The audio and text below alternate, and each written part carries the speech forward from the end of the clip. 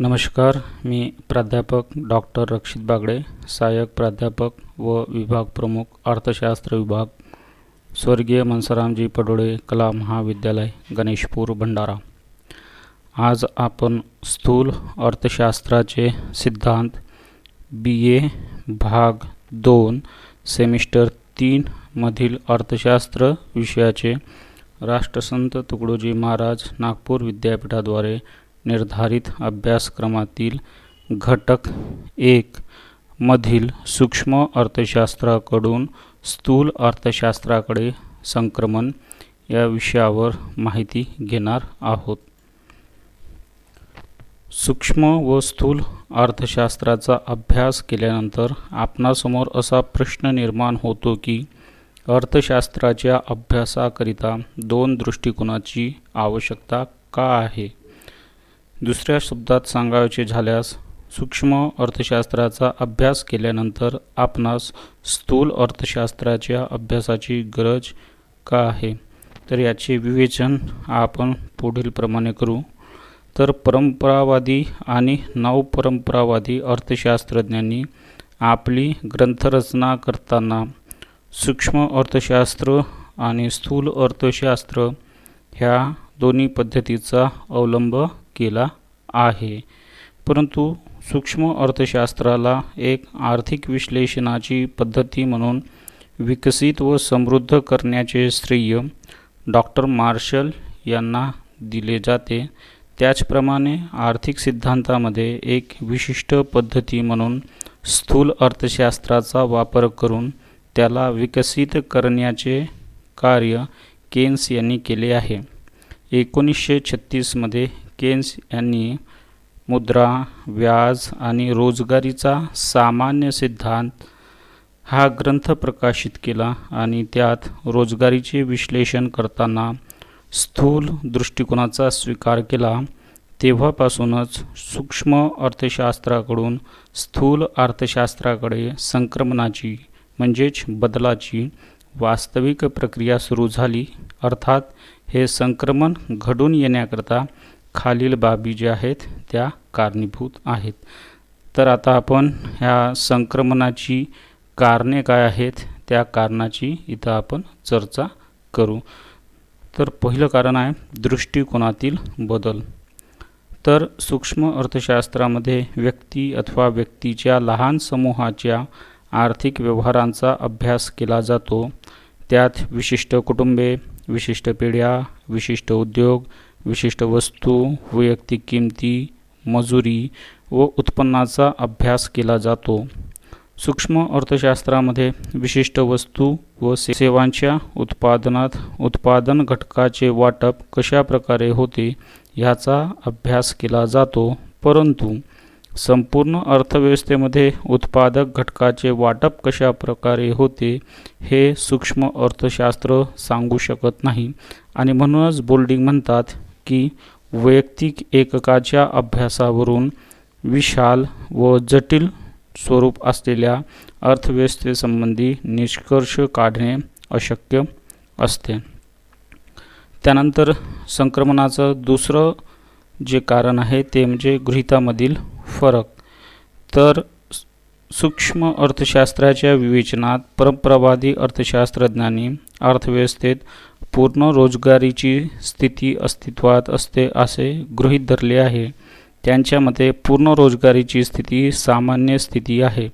एखाद्या अर्थव्यवस्थेत पूर्ण रोजगारी अस्तित्वात नसेल तर ती असामान्य परिस्थिती समजावी. अशी असामान्य परिस्थिती म्हणजे अपूर्ण रोजगारीची परिस्थिती होय. परंतु केन्स यांनी पूर्ण रोजगारीचे गृहीत अमान्य केले. त्यांच्या मते अर्थव्यवस्थेत पूर्ण रोजगारीची परिस्थिती ही कधीच नसते. सामान्यपणे अपूर्ण रोजगारीची स्थिती आढळून येते. स्थूल दृष्टिकोनातून पूर्ण रोजगारीची स्थिती म्हणजे विशेष स्थिती, असामान्य स्थिती किंवा आकस्मिक स्थिती होय. भांडवलवादी अर्थव्यवस्थेत श्रमिकांची अनिच्छिक बेकारी अस्तित्वात असणे म्हणजेच अपूर्ण रोजगारीची स्थिती होय व तीच सामान्य स्थिती होय. त्यानंतर संक्रमणाचा तिसरा मुद्दा आहे किंमत पातळी. सूक्ष्म अर्थशास्त्राला किंमत सिद्धांत असे म्हणतात. यात विशिष्ट वस्तूची किंमत कशी निश्चित होते याचा अभ्यास केला जातो. वस्तूप्रमाणेच विशिष्ट श्रमिकाची मजुरी व विशिष्ट भूमीचे भाटक कसे निश्चित होते ह्याचाही अभ्यास केला जातो. परंतु अर्थव्यवस्थेच्या दृष्टीने विशिष्ट वस्तूच्या किंमत निश्चितीचे फारसे महत्त्व नसते, तर सामान्य किंमत पातळीचे महत्त्व असते. सामान्य किंमत पातळीत वाढ किंवा घट झाल्यास अर्थव्यवस्थेत तेजी किंवा मंदीची परिस्थिती दिसून येते. तर या बाबतीत केन्स म्हणतात की सामान्य किंमत पातळीचा अभ्यास हा स्थूल अर्थशास्त्राच्या क्षेत्रात येतो. त्यानंतर चौथा जे मुद्दा आहे ते आहे व्यापार चक्र. तर सूक्ष्म अर्थशास्त्र पूर्ण रोजगारीच्या गृहीतकावर आधारित असल्यामुळे त्यात व्यापार चक्राच्या अभ्यासाकडे दुर्लक्ष करण्यात आले आहे. व्यापार चक्र घडून येण्याची कारणे, त्याचे प्रकार, वेगवेगळ्या वर्गावर होणारे परिणाम याची चर्चा जी आहे सूक्ष्म अर्थशास्त्रात नव्हती. परंतु स्थूल अर्थशास्त्रामध्ये पूर्ण रोजगारीचे गृहीत पूर्णतः अमान्य करून केन्स व त्याच्या समर्थकांनी व्यापार चक्राचे अस्तित्व मान्य केलेले आहे.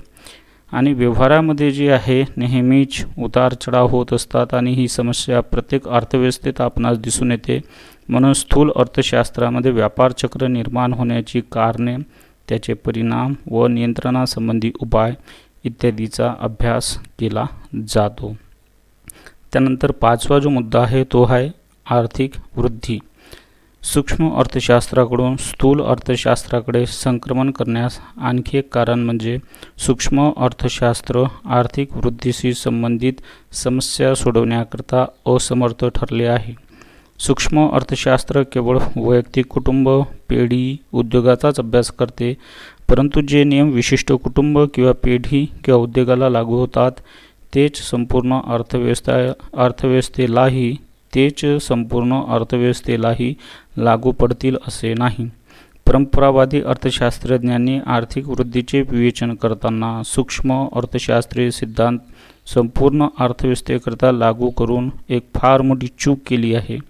त्यांनी आर्थिक वृद्धीकरता भांडवल निर्मितीमध्ये बचतीला फार महत्त्व दिले आहे, परंतु स्थूल अर्थशास्त्रीय दृष्टिकोनातून बचत करणे हा वैयक्तिक गुण असला तरी सार्वजनिकदृष्ट्या तो दोष आहे. त्याचे कारण असे की देशातील सर्व नागरिकांनी एकाच वेळी बचत केली तर एकूण बचतीत वाढ होऊन एकूण उपभोग व मागणी कमी होईल. त्यामुळे अर्थव्यवस्थेत रोजगारीची मात्रा कमी होईल. त्यामुळे बेरोजगारी कमी करण्यासाठी आणि आर्थिक वृद्धी घडवून आणण्यासाठी बचतीऐवजी एकूण गुंतवणुकीत वाढ करण्याची गरज आहे. तर आर्थिक वृद्धीकरता हेरॉड आणि डोमर यांनी गुंतवणुकीच्या दुहेरी कार्यावर भर दिला आहे.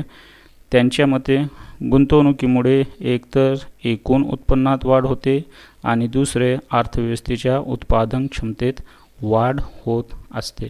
आणि संक्रमणाचा शेवटचा जो मुद्दा आहे तो म्हणजे धोरणात्मक उपाय. तर सरकारने अर्थव्यवस्थेत कोणत्याही प्रकारचा हस्तक्षेप करू नये असा निरहस्तक्षेपवादी धोरणावर सूक्ष्म अर्थशास्त्र आधारित आहे. परंपरावादी अर्थशास्त्रज्ञ निरहस्तक्षेपवादी धोरणाचे समर्थक होते.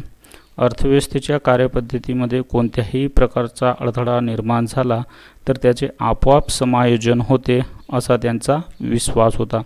त्यामुळे अर्थव्यवस्थेतील अडथळे दूर करण्याच्या दृष्टीने जे मौद्रिक धोरण किंवा राजकोषीय धोरण अवलंबिले जाते यावर त्यांचा विश्वास नव्हता.